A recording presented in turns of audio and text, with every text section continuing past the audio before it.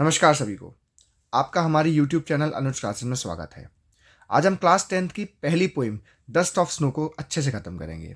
इस वीडियो के अंदर मैं आपको एक्सप्लेनेशन के साथ साथ सभी इंपॉर्टेंट क्वेश्चंस भी डिस्कस करवाए जाएंगे, तो इस वीडियो को देख लेने के बाद आपको कहीं से इस चैप्टर को तैयार करने की ज़रूरत नहीं पड़ेगी। सबसे पहले हम बात करेंगे कि आखिर ये पोइम हमारे चैप्टर में महत्व क्या रखती है। रॉबर्ट फ्रॉस्ट अपनी हर पोइम के अंदर में बहुत सिंपल भाषा में बहुत गहरी बात कहने के लिए जाने जाते हैं, इसलिए रॉबर्ट फ्रॉस्ट की कई सारी पोइम्स आप अलग अलग अपनी क्लासेस में पढ़ते हैं। इस पोएम के अंदर में जो मेन थीम है वो ये है कि एक छोटा सा इंसिडेंट, एक सिंपल सा मोमेंट आपकी ज़िंदगी को कितना परिवर्तन कर सकता है, आपके ऊपर कैसा गहरा प्रभाव डाल सकता है। देखिए, हैप्पीनेस इज़ ए चॉइस, और इस पोएम के अंदर हम इस बात को समझ जाएंगे कि खुश रहना कितना आसान है। एक सिंपल सी एक्टिविटी भी आपको खुश कर सकती है। जब कुदरत आपसे कनेक्ट करने की कोशिश करती है, आप कितने भी परेशान हो, आप खुश हो जाते हैं। तो चलिए शुरू करते हैं वर्ड टू वर्ड इस पोएम का description. The way a crow shook down on me, मतलब जिस तरह से एक क्रो ने मेरे ऊपर शूक डाउन करा। द डस्ट ऑफ स्नो, इसका मतलब हम ये जान सकते हैं कि जो रॉबर्ट फ्रॉस्ट है वो किसी ऐसे जगह से गुजर रहे हैं जहाँ पर बर्फ़ पड़ के चुकी है, जिसके कारण से पेड़ों के ऊपर में बर्फ़ जमा हो गई है और पक्षी पेड़ों के ऊपर बैठे हैं। तो एक क्रो एक हेमलॉक ट्री के ऊपर बैठा है, जो शायद उड़ने की कोशिश कर रहा है, खुद को रीएडजस्ट कर रहा है या सिर्फ अपने पंख फड़फड़ा रहा है, ये चीज़ इसमें क्लियर नहीं है, लेकिन कुछ ना कुछ गतिविधि कर रहा है, जिसके कारण से रॉबर्ट फ्रॉस्ट के ऊपर में बर्फ का डस्ट गिर गया। डस्ट से यहाँ मतलब है छोटे छोटे फाइन पार्टिकल्स, धूल जैसे। तो जो बर्फ है उनके कंधे या सिर के ऊपर गिर जाती है एक हेमलॉक ट्री के ऊपर से। ये हेमलॉक ट्री का क्या सिग्निफिकेंस है अभी हम समझेंगे। Has given my heart a change of mood, देखिए यहाँ पे पर्सोनिफिकेशन है। जब किसी ऐसी चीज़ को जो ह्यूमन नहीं है और ह्यूमन क्वालिटी दी जाती है तो पर्सोनिफिकेशन का यूज़ होता है, मानवीकरण। तो चेंज हो गया मूड हार्ट का मूड चेंज नहीं होता, इंसानों का होता है। तो has given my heart a change of mood, और इस इंसिडेंट के बाद में मेरे दिल में एक परिवर्तन आया, और and saved some part of a day I had read, और वो हिस्सा मेरे दिन का बचा लिया जिसका पहले का हिस्सा मैं बर्बाद कर चुका था। यानी जब पोइट वहाँ से गुजर रहा था तो दिन के किसी दुख के कारण से, किसी निराशा के कारण से बहुत रिग्रेटफुल था, परेशान था। लेकिन जब ये इंसिडेंट हुआ उसके बाद में उसके दिल में एक परिवर्तन आया। उसने देखा अपने आसपास की छोटी छोटी एक्टिविटी में, उसने ध्यान दिया, ऑब्जर्व किया कि कैसे कुदरत ने उसे कनेक्ट करने की कोशिश करी और उसका बचा कुचा दिन बचा लिया जिसको वो लगभग बर्बाद कर चुका था। तो देखिए, ये जो पोएम है ये बिना किसी कॉमा या फुल स्टॉप के लिखी गई है। बस अंत में एक हमें रिमार्क दिया हुआ है, एक डॉट दिया हुआ है, फुल स्टॉप दिया हुआ है। तो हम इसको भी फिगर स्पीच में समझेंगे। वर्ड टू वर्ड डिस्क्रिप्शन इस पोएम का अब हम डिस्कस करेंगे साथ मिलकर। तो जैसा हम देख सकते हैं, the poem is set in a scene where the poet is in bad mood. ये जब पोएम शुरू होती है तो हमें पता चलता है कि पोइट एक खराब मूड में है, एक पेड़ के पास से गुजर रहा है और वो हेमलॉक ट्री है। देखिए, हेमलॉक ट्री पॉइजनस ट्री होता है, जहरीला पेड़ माना जाता है, अच्छा सिंबल नहीं माना जाता। एज ही पास बाय, जब वो वहां से गुजरता है, a crow happens to throw some dust on him, उसके ऊपर एक क्रो क्या करता है, डस्ट ऑफ स्नो गिराता है। अब वो उसके सिर पर गिरी, कंधे पर गिरी, ये तो अननोन है। The reader are left in doubt about the bird specific action. और बर्ड क्या कर रहा था ये भी हमें नहीं पता। वो लैंड कर रहा था, शिवर कर रहा था ठंड के कारण से, खुद को रीएडजस्ट कर रहा था, लेकिन कैसे ना कैसे कर कर उसने वो जो डस्ट ऑफ स्नो है हमारे पोइट के ऊपर टॉस कर दी। यहाँ पर दो एजेंट कुदरत के इस्तेमाल कर रहे हैं रॉबर्ट फ्रॉस्ट ने। एक तो हेमलॉक ट्री का इस्तेमाल करा है और एक क्रो का इस्तेमाल करा है। और देखिए, दोनों ही सैडनेस, अशुभ माने जाते हैं, दुख का प्रतीक माने जाते हैं। तो रॉबर्ट फ्रॉस्ट ने यह भी बताया कि कुदरत की कोई भी चीज़ खराब या अशुभ नहीं होती, इंसानों का परसेप्शन है, पॉइंट ऑफ व्यू है। कुदरत की बुरी से बुरी मानने वाली चीज़ भी हम जैसे बुरा मानते हैं, वो आपके मूड को परिवर्तित कर सकती है और आपको खुश कर सकती है। पोइट ने प्रूव करा। पोइट यूज़ कर सकता था बहुत सुंदर सुंदर पेड़, बहुत खूबसूरत बर्ड का इस्तेमाल कर सकता था, लेकिन उसने जानबूझकर इन दो का इस्तेमाल करा, हेमलॉक ट्री और क्रो का, जिससे लोगों का पॉइंट ऑफ व्यू भी इनके प्रति पॉजिटिव हो। Just like the poet's mood was in the opening. तो देखिए, ये जो दोनों हैं, ये जो हेमलॉक ट्री है और क्रो है, ये पोइट का मूड ही दर्शा रहे हैं जो शुरुआत में बहुत खराब था। और वो रीज़न क्या है वो हमें नहीं पता, लेकिन कुछ ना कुछ परेशानी है। जीवन है तो परेशानी लगी रहती है। ऑथर का एक टेरिबल डे गुजरा था, but the falling of a snow, ये लाइन सभी लोग याद करेंगे अच्छे से और लिखेंगे। लेकिन स्नो के गिरते ही उसके सिर के ऊपर में या कंधे के ऊपर में लिफ्टेड हिज मूड इंस्टेंटली, उसका मूड इंस्टेंटली लिफ्ट अप हुआ। He had already spent his day in a bad mood, उसने ऑलरेडी अपने दिन का कई बड़ा हिस्सा रिग्रेट में, परेशानी में गुजारा था, लेकिन रेस्ट ऑफ इट, बचा कुचा दिन बचा लिया गया क्रो और हेमलॉक ट्री के द्वारा इस इंसिडेंट के बाद में। Generally hemlock tree and crow are use for negative references. इनको कई लोग अशुभ मानते हैं और नेगेटिव रेफरेंस के लिए यूज कर सकते हैं, but the poet use them beautifully to portrait that inauspicious things can bring joy and happiness to. कि अशुभ चीजें भी, जिसको हम अशुभ मानते हैं, वो भी जिंदगी में खुशी और जॉय ला सकती हैं। वन मस्ट नॉट, ये लाइन सभी लोग याद करें, one must not take things for granted. किसी भी छोटी से छोटी चीज को भी ग्रांटेड नहीं लेना चाहिए। हर एक छोटी से छोटी चीज का भी हम पे गहरा प्रभाव पड़ता है। And we should be open, हमें इन सबके प्रति जागरूक, ओपन होना चाहिए। And accept whichever may the nature choose to bless us, और उसको एक्सेप्ट करना चाहिए कैसे कुदरत हमें ब्लेस कर रही है। किसी ना किसी प्रकार से आपके घर पे अगर पक्षी भी आ रहे हैं, आप उन्हें दाना डाल रहे हैं, तो वो भी कुदरत का तरीका है आपको कनेक्ट करने का, आपको खुशी देने का। कुदरत से ज़्यादा खुश आपको कोई नहीं कर सकता। आप कितने भी खराब मूड में सही, जब आप घूमने फिरने जाते हो, पहाड़ों पर जाते हो, समुद्र किनारे जाते हो, आपको एक शांति ही मिलती है। तो हम जब नेचुरल एनवायरनमेंट में होते हैं तो हमारा मूड इंस्टेंटली ठीक हो जाता है। तो ये पोइम उसका भी सिम्बलिज्म करती है। अब क्वेश्चन आंसर डिस्कस करने से पहले आप लोग इस थीम को अच्छे से याद कर लें, आपको आंसर राइटिंग में बहुत हेल्प मिलेगी। यही लाइंस अब अगर आप लिख कर आएंगे तो आपका लिखने का तरीका भी इन्हेंस हो जाएगा। तो थीम क्या है रॉबर्ट फ्रॉस्ट की पोएम की? वो ये है कि कुदरत में कैपेसिटी है आपको ट्रांसफॉर्म करने की, आपके एटीट्यूड को, आपके पॉइंट ऑफ व्यू को ऑल्टर करने की। क्रो एंड हेमलॉक ट्री दोनों ही इनऑस्पिशियस समझे जाते हैं, लेकिन वो भी मूड को अच्छा कर सकते हैं और आपको जॉयस फील करा सकते हैं, रिग्रेट से जॉयस की तरफ ले जा सकते हैं। अब हम बढ़ेंगे लिटरेरी डिवाइसेस की तरफ, यानी पोएटिक डिवाइसेस की तरफ। एक पोएटिक डिवाइस मैंने आपको ऊपर बताया था, पर्सोनिफिकेशन। आगे हम बढ़ते हैं। तो पहला है राइम स्कीम। अब ये राइम स्कीम क्या है? ये ए बी सी डी क्या है, इसको मैं एक बार समझा देता हूँ। देखिए, ये जो राइमिंग स्कीम है ये सिर्फ तुकबंदी है, हमें सिर्फ लास्ट लास्ट के वर्ड्स को देखना। देखिए क्रो, इसको मैंने सिंबल दिया ए। सेकंड में है मी, तो मी और क्रो का कुछ तुकबंदी नहीं बैठ रहा, तो मैं इसको नया सिंबल दे दिया बी। अब देखिए क्रो स्नो, ये तुकबंदी बना रहे, तो मैंने इसको नाम दिया ए। अब मी और ट्री सुनने में एक जैसे लग रहे हैं, तो देखिए ए बी। नेक्स्ट हार्ट, ये एक नया शब्द आया तो मैंने इसको नाम दिया सी। मूड, ये नया है तो मैंने दिया डी। हार्ट पार्ट तो मैंने इसे दिया सी। और मूड के साथ में राइम करता है ड्यूड, तो मैंने इसे दिया डी। तो A B C D. Robert Frost ने राइमिंग स्कीम बैठाने के लिए इन वर्ड्स को जंबल किया है, जिससे राइमिंग स्कीम प्रॉपर बैठ पाए। सिंपल सेंटेंसेस को भी मिक्सअप करा है। हम नेक्स्ट पोएटिक डिवाइस की तरफ बढ़ेंगे, एलिट्रेशन। एलिट्रेशन के अंदर में कुछ वर्ड्स रिपीट होते हैं, उनकी साउंड स्टार्टिंग की रिपीट होती है। जैसे हैज़ गिवन माई हार्ट, तो एच और एच की साउंड रिपीट हुई है। सेव्ड सम पार्ट, तो एस और एस की साउंड रिपीट हुई है। नेक्स्ट है inversion. When the structure of a sentence, जो बात मैं कह रहा था, जब किसी सेंटेंस का स्ट्रक्चर इस तरह से एडजस्ट किया जाए कि उससे एक राइम बने, उसको हम कहते हैं इन्वर्जन। नेक्स्ट है एजोनेंस। एजोनेंस क्या है भाई? जब किसी वोवल को प्रोमिनेंस, यानी कि बहुत ही प्रोमिनेंट माना जाए, उसकी साउंड थ्रू आउट सेंटेंस आपको फील हो। जैसे शूक डाउन ऑन मी, तो यहाँ पे जो ओ साउंड है वो बहुत ज़्यादा क्या है, प्रोमिनेंट है, तो एजोनेंस का इस्तेमाल किया गया है। लास्ट हमारे पास पोएटिक डिवाइस है इंजैममेंट। इंजैममेंट क्या है? जब किसी सेंटेंस को बिना किसी पंचुएशन मार्क, बिना किसी फुल स्टॉप या कॉमा के पूरा एक क्रम में लिखा जाए। तो इस पोएम में मैंने आपको बताया था कहीं पर भी फुल स्टॉप ऐसे बीच में नहीं दे रखे, ना कोई फुल स्टॉप ना कोई कॉमा दे रखा है। तो इसमें थ्रू आउट द पोएम इंजैममेंट का इस्तेमाल किया गया है। और पर्सोनिफिकेशन में आपको बता चुका हूँ, इसको आप अच्छे से तैयार कर लें। पहला रेफरेंस टू कॉन्टेक्स्ट हमसे कह रहा है कि fill the blank with one word, the poet's dash changed. तो देखिए, हमको पता है इस पूरे के पूरे इंसिडेंट में पोइट का जो चेंज हुआ वही मूड चेंज हुआ। जो बहुत रिग्रेटफुल था, र्यूट था, जो डे उसका बर्बाद हो चुका था, वो इनहेंस हुआ। To whom does the word me refers to poet. तो मी की बात यहाँ पे किससे हो रही है बेटा? पोएट से हो रही है। And what did the crow do? Crow ने क्या किया था? Shook down the dust of snow. उसने क्या करा था? डस्ट ऑफ स्नो को शूक डाउन कर दिया था पोएट के ऊपर में। नेक्स्ट हमसे क्वेश्चन कह रहा है कि what do the crow and hemlock tree symbolize? They symbolize, आप इसमें जो वर्ड यूज करेंगे वो करेंगे सॉरो।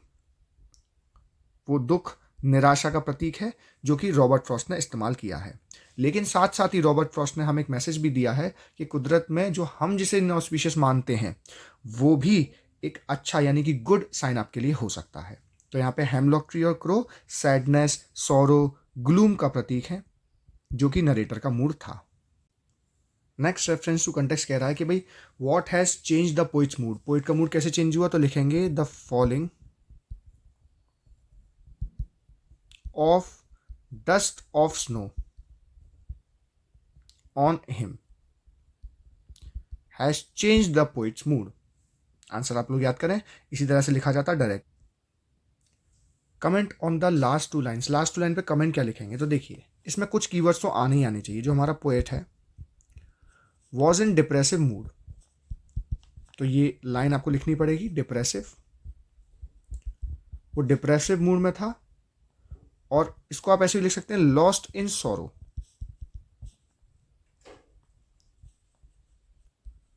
और अपना दिन का काफी बड़ा समय रिग्रेट में बिता चुका था। And had spent his day repenting. Repenting का मतलब होता है पछतावे में। तो पहला तो ये है कि भाई उसकी स्थिति कैसी थी, पहले आपको तो ये समझाना पड़ेगा। तो वर्ड याद कीजिए, depressive mood, lost in sorrow, spent his day repenting, ये वर्ड तो लिखने पड़ेंगे। अब हुआ क्या इसके बाद वो सुनिएगा। आगे हम लिखेंगे and falling of dust of snow on him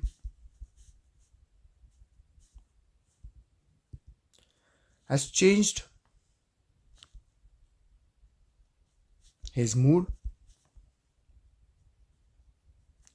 और अब वो अपने इस दिन को, now he wants to spend his day, now he wants to spend the rest of his day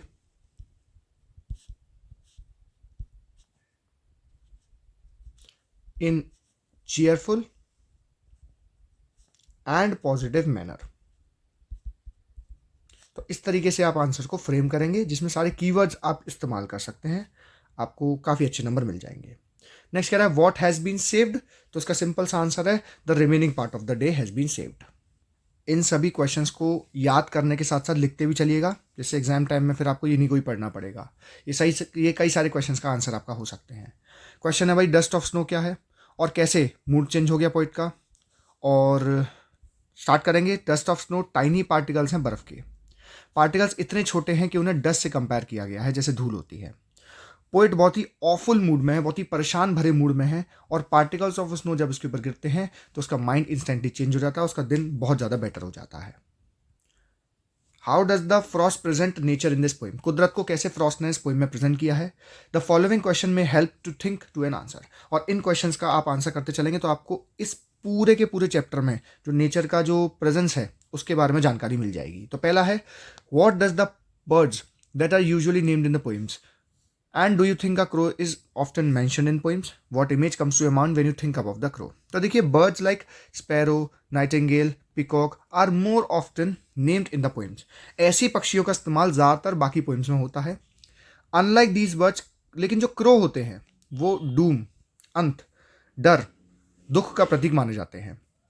they are often use for negative references, इनका negative reference में इस्तेमाल किया जाता है, लेकिन इस पोइम में नहीं। उसी प्रकार से भाई हेमलॉक ट्री क्या है, और पोएट ने किसी और सुंदर ट्री को इस्तेमाल क्यों नहीं किया जैसे मेपल, ओक या पाइन। देखिए भाई ट्रीज बहुत ही माइटी क्रीचर्स होते हैं। Imparting wisdom as they are too old, इनमें बहुत विजडम है क्योंकि भाई काफ़ी पुराने होते हैं ये, और जो चीज़ पुरानी होती है उसमें विजडम ज़्यादा होता है, समझदारी ज़्यादा होती है। वो हमें ऑक्सीजन देते हैं और कार्बन डाइऑक्साइड को ऑब्जर्व करते हैं, which is connected with observing all the negative energy, जिसको हम समझ सकते हैं कि वो आसपास की नेगेटिव एनर्जी को भी ऑब्जर्व करते हैं। But there are trees that are poisonous too, लेकिन कुछ पेड़ पॉइजनस होते हैं जैसे कि हेमलॉक ट्री। उसको इंसान भले ही अच्छा ना मानते हो, लेकिन पोएट का मानना है कुदरत की सब चीज़ खूबसूरत है। The poet does not mention a more beautiful tree such as maple, oak and pine, because वो दिखाना चाहता है एक सैड सीन, और being poisonous hemlock tree is considered bad and he refers to it. और इसने अपनी पोइम के अंदर में उसको सौरो दिखाने के लिए इस्तेमाल किया गया है कि इस ग्लूमी डे था उसका, इसको रिप्रेजेंट करने के लिए उसने हेमलॉक ट्री का इस्तेमाल किया, क्रो का इस्तेमाल किया है, क्योंकि वो एक पोइम का टोन सेट करना चाहता था कि पोइम जब ये इंसिडेंट उसके साथ में हुआ तो बहुत ही दुखद पीरियड से गुजर रहा था अपने दिन के। ये क्रो और हेमलॉक क्या रिप्रेजेंट करते हैं, और डस्ट ऑफ स्नो जो उसने गिराई उसका क्या स्टैंड है। तो देखिए both crow and hemlock represent sorrow, दोनों ही दुख को रिप्रेजेंट करते हैं, हम अभी पढ़ के आए हैं। Frost has use both negative creatures, Frost ने इन दोनों नेगेटिव क्रीचर का इस्तेमाल करा है एज अ कैरियर ऑफ पॉजिटिज्म, कि एक नेगेटिव चीज़ भी पॉजिटिविटी को कैरी कर सकती है, और वो शक्ति जो कुदरत में होती है आपका दिन बेटर बनाने के लिए। By not taking birds like, उसने स्पैरो का यूज़ नहीं किया, नाइटिंगेल का यूज़ नहीं किया, मेपल ट्री का इस्तेमाल नहीं किया। पोइट्स ने सारे प्री कंसीव्ड, जो हम प्रिजुडाइज रखते हैं, अपने मन में भेदभाव रखते हैं इन पेड़ पौधों के बीच में और ये पक्षियों के बीच में, उसको खत्म करने की कोशिश करी है। We have certain agents of nature. इस पोइट ने उसको ब्रेक डाउन किया है कि आप किसी को खराब, किसी को अच्छा ना मानिए। He has tried to make us understand, ये लाइन याद करें सभी लोग, उसने बताने की कोशिश करी है कि that we see the world not as how it is but how we want to see it. हम कुदरत को वैसा नहीं देखते जैसी वो है, हम कुदरत को वैसा देखते हैं जैसा हम देखना चाहते हैं। दस the crow sitting and the hemlock tree together made the day better, और दोनों ने मिलकर डे को बेटर बना दिया। और जो डस्ट ऑफ स्नो है वो जॉय का प्रतीक है इस चैप्टर के अंदर। देखिए क्वेश्चन काफ़ी हाई ऑर्डर थिंकिंग वाला है। इमेजिन कीजिए अगर आज फ्रॉस्ट होते और आज उन्हें इनवाइट किया जाता किसी टीन टॉक शो के लिए, और वो अपना एक्सपीरियंस बताते कि कैसे डस्ट ऑफ स्नो गिरने के बाद में उनका दिन चेंज हो गया। और जो मेन थीम होनी चाहिए उस टॉपिक की होनी चाहिए every cloud has a silver lining. अब इस फ्रेज का मतलब होता है कि हर दुख भरी चीज़ में कुछ ना कुछ अच्छाई और कुछ ना कुछ होप होती ही है। अब आप एज अ फ्रॉस्ट उस चीज़ को एक्सप्रेस कीजिए। तो देखिए, every cloud has a silver lining. We should never leave confidence in difficult times. हमें कभी भी बहुत ही हार्श और बहुत ही डिफिकल्ट समय में, मजबूरी भरे समय में, दुख भरे समय में कभी भी उम्मीद नहीं छोड़नी चाहिए, because it will lead us to better days, क्योंकि अच्छे दिन की ओर वही आपको लेकर जाएगा। और डार्क क्लाउड, जो डार्क क्लाउड होता है वो डिफिकल्टी का प्रतीक है, मिस फॉर्चून का प्रतीक है। मिस फॉर्चून मतलब होता है अशुभता, यानी कि कुछ अच्छा ना होना, बुरे वक्त का प्रतीक है जिंदगी में। लेकिन जो सिल्वर लाइनिंग होती है वो होप है, उम्मीद है, प्रोग्रेस है, मौका है आगे बढ़ने का। सिमिलरली पोइम के अंदर भी पोइट बहुत डिप्रेस था, होपलेस मूड में था, और उसको लग रहा था कि उसका पूरा दिन वेस्ट हो चुका है। लेकिन फॉर्चुनेटली ऐसा नहीं हुआ। डस्ट ऑफ स्नो गिरने के बाद में उसमें सडन चेंज आया और उसे रियलाइज हुआ कि कुछ नहीं खोया है, अभी भी उम्मीद बाकी है। और उसने अपनी लाइफ का जो लैंडस्केप यानी कि जो नज़रिया है वो चेंज करा। चीयरफुलनेस ने रिप्लेस कर दिया उसके मन के अंदर के रिग्रेट को, और फॉलिंग ऑफ स्नो प्रूव हो गई उसके लिए silver lining on the cloud of gloom. Answer लिखने का तरीका देखिए, पहले जिस तरीके से आपको लिखने को कहा गया कि आप फ्रॉस्ट हैं, तो उस तरीके से पहले आप उसे समझाएंगे और फिर बाद में पोइम का कंटेक्स्ट आप देंगे। तो पोइम का कंटेक्स्ट शुरुआत से नहीं देना है, पहले समझाना है अपनी तरफ से, फिर पोइम का कंटेक्स्ट इस्तेमाल करना है। इसको आप याद कर सकते हैं, काम में आएगा। अब नेक्स्ट क्वेश्चन आपसे कह रहा है, एज अ क्रो, आप अगर क्रो हैं, यू फील हाईली इंसल्टेड, आपको बड़ा बुरा लगता है जब लोग आपके प्रति मिसकंसेप्शन रखते हैं, बहुत खराब परसेप्शन रखते हैं। Imagine yourself to be a crow, खुद को क्रो समझिए और अपना इस प्रिजुडाइज के साथ, इस भेदभाव के लिए, इस मन में जो कल्पना अवधारणा बना रखी है आपके प्रति, उसके विरोध में लिखिए और इस स्टीरियोटाइप को तोड़ने की लोगों से अपील कीजिए। तो इसमें हम लिखेंगे, as a human perception the word crow is often related to bad omens. खराब, अशुभ माना जाता है ह्यूमंस के द्वारा, इनऑस्पिशियसनेस का प्रतीक माना जाता है। ये जो स्टीरियोटाइप है, this stereotype thinking towards our species is illogical. देखिए, अब आप एक क्रो की तरह लिख रहे हैं ना, तो आप लिखेंगे आवर स्पीशीज, हमारी जाति के प्रति ये इलॉजिकल है और हार्ट ब्रेकिंग है। हमें दुख होता है जब लोग हमारे बारे में ऐसा सोचते हैं। I feel hopeless that without even having any valid evidence, उनके पास कोई एविडेंस नहीं है, लोग हमें बीइंग ऑमिनस यानी बहुत खराब मानते हैं। Perhaps because we are black, और शायद इसलिए क्योंकि हम ब्लैक हैं। People consider inauspicious and doves are considered good omen. Doves को अच्छा प्रतीक मानते हैं क्योंकि वो वाइट हैं। तो लोगों के अंदर इस चीज़ का भेदभाव है और ये भेदभाव बहुत खराब है। ये जो रूथलेस प्रिजुडाइज है, ये बहुत ही ज़्यादा इमोशनली हर्ट करता है हमारी स्पीशीज़ को। मैं इस प्रकार के स्टीरियोटाइप को तोड़ना चाहता हूँ for all my fellow crows, जो मेरे साथी फेलो क्रो है उनके लिए। In the same way my friend did changing a person mood, जैसे मैंने एक व्यक्ति का मूड चेंज किया, उसको हैप्पी फील कराया। ये यहाँ पे रॉबर्ट फ्रॉस्ट की बात कर रहा है। आई होप कि एक दिन ऐसा आएगा that judgemental humans will realise, ये जो हमें जज करने वाले ह्यूमंस हैं ये रियलाइज करेंगे कि वो कंप्लीटली रॉन्ग थे हमारी पूरी स्पीशीज़ को लेकर। इस तरीके के आंसर्स भी आ सकते हैं, इसलिए मैंने इस वीडियो के अंदर में इन्हीं आंसर्स को डिस्कस किया है। नेक्स्ट क्वेश्चन कह रहा है, our attitude towards the situation. हमारा जो एटीट्यूड है, हमारा जो रिएक्शन है किसी भी सिचुएशन को लेकर, वो पॉजिटिव भी हो सकता है, नेगेटिव भी हो सकता है। डस्ट ऑफ स्नो से आप जो वैल्यू सीखे उनके बारे में पढ़कर देखिए। तो देखिए, मान के चलिए अगर आपके साथ ऐसा हो, आप कहीं से गुजर रहे हो और एकदम से आपके ऊपर बर्फ गिर जाए, बहुत लोगों का मूड खराब हो जाएगा। जितना खराब है उससे बद से बदतर हो जाएगा कि यार एक तो हम जा रहे थे वैसे ही दिमाग खराब था, अभी बर्फ भी हमारे ऊपर गिर गई, गीले हो गए। लेकिन एक मूड रॉबर्ट फ्रॉस्ट का भी देखा कि उसने उसको एक पॉजिटिव वे में लिया और अपना मूड बचा कुचा दिन बचा लिया। तो सिंपल सोबर सी बात है, अगर आपने डिसाइड कर लिया है कि चाहे जो हो जाए खुश रहना है, हर वक्त खुश रहना है, तो दुख आ ही नहीं सकता। और दुख का एक्सपीरियंस लेना भी ज़रूरी है, वरना आप खुशी की वैल्यू नहीं कर पाएंगे। तो हमारा जो एटीट्यूड है वो दोनों हो सकते हैं, पॉजिटिव नेगेटिव, गलत सही कुछ नहीं है इसमें। इट डिपेंड्स अपॉन यू कि आप क्या चाहते हैं। तो इसमें लिखा है भाई, whatever the circumstances in life, जिंदगी में कोई भी परिस्थिति हो, they cause us to react in both. हम पॉजिटिव नेगेटिव दोनों बिहेव करते हैं। ये जो डस्ट ऑफ स्नो है, इसमें रॉबर्ट फ्रॉस्ट बहुत ही ज़्यादा डिप्रेस्ड मूड में था। उसका जो मूड था वो बहुत ऑप्टिमिस्टिक हो गया पॉजिटिव हो गया जब उसके ऊपर डस्ट ऑफ स्नो गिराई गई एक क्रो के द्वारा। The poet may have enraged, बहुत गुस्सा होता अगर crow had already been in depression foul mood. हो सकता था वो क्रो पे बहुत ज़्यादा गुस्सा हो जाता, इनरेज्ड हो जाता कि ये मेरे साथ ऐसा क्यों हुआ। Snow dust turns out to be a catalyst for improvement for him, लेकिन ऐसा नहीं हुआ। ये जो स्नो डस्ट थी उसने कैटलिस्ट का काम किया, उसके मूड को और इम्प्रूव किया। He felt a certain amount of happiness, उसके अंदर एक खुशी का एक अमाउंट फील हुआ उस इंसिडेंट के बाद में। He helped in temporarily forget his misery, वो अपने दुख को कुछ पल के लिए भूला। So it becomes clear that one should focus on the good aspect, हमें अपनी लाइफ के हमेशा गुड एस्पेक्ट की तरफ देखना चाहिए। हाँ, उससे दुख खत्म तो नहीं हो जाएगा, लेकिन आपको दुख से निकलने की शक्ति जरूर मिल जाएगी। And on the good aspect of event rather than the negative ones को इग्नोर करना चाहिए, because doing so might have significant important how event turns out. क्योंकि छोटे से छोटा आपका डिसीजन, आज आपने डिसाइड कर लिया कि लाइफ बदलनी है तो आज ही बदल जाएगी, लेकिन आपको डिसाइड करना पड़ेगा। If you think you can do it and if you think you can't, both of time you are right. अगर आप सोचते हैं आप कर सकते हैं और आप सोचते हैं नहीं कर सकते, दोनों ही बात में आप सही हैं। तो आपको डिसाइड करना है कि आपको किस एटीट्यूड से आगे बढ़ना है। आई होप सभी इंपॉर्टेंट क्वेश्चन के साथ साथ आपको ये चैप्टर का एक्सप्लेनेशन भी अच्छे से समझ में आ गया होगा। अब आप लोग अपनी कॉपी में जो आपने इंपॉर्टेंट कीवर्ड्स लिखे हैं उनको बार बार रिवीजन करिए। आपका दिन शुभ हो।